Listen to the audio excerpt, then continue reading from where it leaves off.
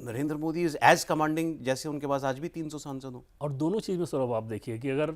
Administration governance के मामले में तो है ही, अगर पॉलिटिकली आपको इतना स्मूथ नज़र आ रहा हो, जिसका उदाहरण बिहार से बेहतर क्या होगा कि बिहार में आपने यस आपने बीजेपी का अपना मुख्यमंत्री बन गया और ऐसा लग रहा था कि जेडीयू वाले ज़्यादा उत्साहित होकर अपनी मुख्यमंत्री की कुर्सी छोड़ के बीजेपी के मुख्यमंत्री जो प्रमुख सहयोगी दल है ये आपका केंद्र जो में, यहाँ पर प्रमुख सहयोगी दल है, एक दिन एक खटपट खींचतान, ये वो कुछ भी कहीं से आया, सोर्सेज के मार्फत भी कहीं से आया कुछ भी। तो ये तो दिख रहा है ना कि अगर पॉलिटिकली जो चैलेंजिंग काम हो सकता था उसको इस स्मूथनेस के साथ किया जा रहा है, तो गवर्नेंस का मसले तो आप समझ ही सकते हैं किस रूप में किया जा रहा होगा। मैंने नहीं, अच्छा उसके पीछे बीजेपी की दोनों चीज़ें हैं। पहली बात तो ये कि प्रधानमंत्री नरेंद्र मोदी की अपनी जो क्रेडिबिलिटी है, पता है कि जो कदम उठा रहे हैं तो देश हित के हिसाब से उठा रहे हैं, तो दल और बाकी नेता साथ आ भी जाते हैं आसानी से। जनता अगर साथ है तो वो दबाव रहता ही रहता है। दूसरी चीज़ ये होती है सौरभ कि काम करने का जो तरीका आप देखेंगे ना, जैसे पार्लियामेंट की, अब जैसे बीजेपी की जो मीटिंग होती है पार्लियामेंट्री पार्टी की, पहले होती थी बीजेपी पार्लियामेंट्री पार्टी की मीटिंग हर यूजुअली हर मंगलवार को, अब होती है एनडीए पार्लियामेंट्री पार्टी की मीटिंग। कोई भी बड़ा फैसला अगर लेना हो, जैसे उपराष्ट्रपति ही अगर बनाया जाना हो, तो फैसला लेने से पहले एनडीए के घटक दलों को बुलाया गया, उनकी एक बार राय जानी गई, फिर उसके बाद दोबारा फैसला लिया गया, उनको अपडेट किया गया। तो वो एक जो पॉलिटिकल कहते हैं ना कि एक फंक्शनिंग आपकी ऐसी होनी चाहिए कि स्मूथ रहे एलाइज के साथ, कहीं कहीं उनको ये एहसास ना हो मन में कि हमें अलग किया जा रहा है, हमारी कोई पूछ नहीं है। वो काम भी नहीं किया जाता, और चाहे वो छोटा सहयोगी घटक दल हो या बड़ा सहयोगी घटक दल हो, उसमें एक समानता के साथ उसको ये तो handle खैर आपने ये बिहार वाला तो आपने बड़ा सच में ये जो जिन लोगों को भी लगता है कि ये ख्वाब पूरा होगा कि सरकार गिरेगी, वो उनको बिहार देख लेना चाहिए कि जिसके दम पर आपकी केंद्र की सरकार है, वो उसको आपने मुख्यमंत्री उसका हटा के अपना मुख्यमंत्री लगा लिया। दूसरा वक्फ का फैसला जब हुआ था, जेडीयू को भी ये कतई सूट नहीं करता, ये बात चंद्रबाबू नायडू को भी सूट नहीं करता कि वक्फ बिल आए, लेकिन दोनों ने साथ दिया उसका और पुरजोर तरीके से साथ दिया। जैसे हाउस में अगर आप देखेंगे जेडीयू के जिन नेताओं ने बोला वक्फ के बारे में, या टीडीपी के जिन नेताओं ने बोला, वो ऐसा नहीं था कि कोई औपचारिकता पूरी हो रही है या इफ़ बट लेकिन कोई प्रिकॉशन किसी खांचे में रखकर अपना ओपिनियन दिया जा रहा है, कल को अगर पब्लिक मूड अगेंस्ट किया तो हम इसका विरोध भी कर देंगे, ऐसा बिल्कुल नहीं था। एकदम से लॉजिक के साथ वो लोग भी पुरजोर वकालत कर रहे थे हाउस में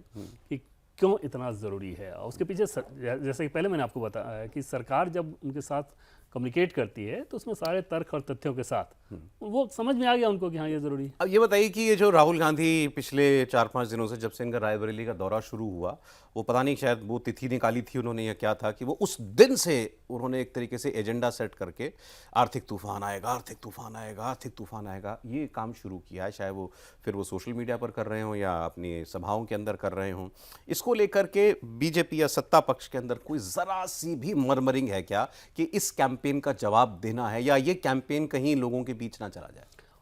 उससे कई गुना ज़्यादा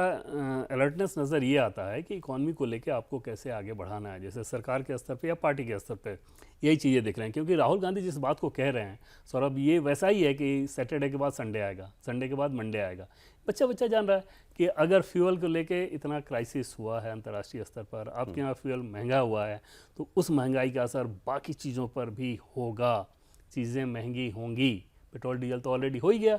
और बाकी चीज़ें महंगी होंगी। तो उसमें कोई आप भविष्यवाणी कर दे रहे हैं या आप जानते हैं या इकोनॉमी के एक्सपर्ट हैं, ये तो क्लास 6 का बच्चा भी जो इकोनॉमी के थोड़ी बहुत समझ रख रहा है वो इस बात को समझ जाएगा। तो वहाँ पर बीजेपी की चिंता नहीं है या सरकार की चिंता नहीं है। सरकार की चिंता इस बात को लेकर ज़रूर है कि कैसे हम इस दुष्प्रभाव को, जो वेस्ट एशिया क्राइसिस आया, इसके दुष्प्रभाव को मिनिमम रख सकें,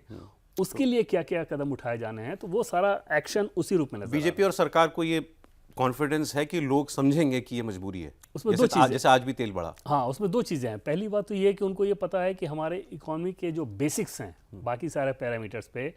वो बहुत रिसाउंडिंग है, उसमें कहीं कोई समस्या नज़र नहीं आ रही है। ठीक,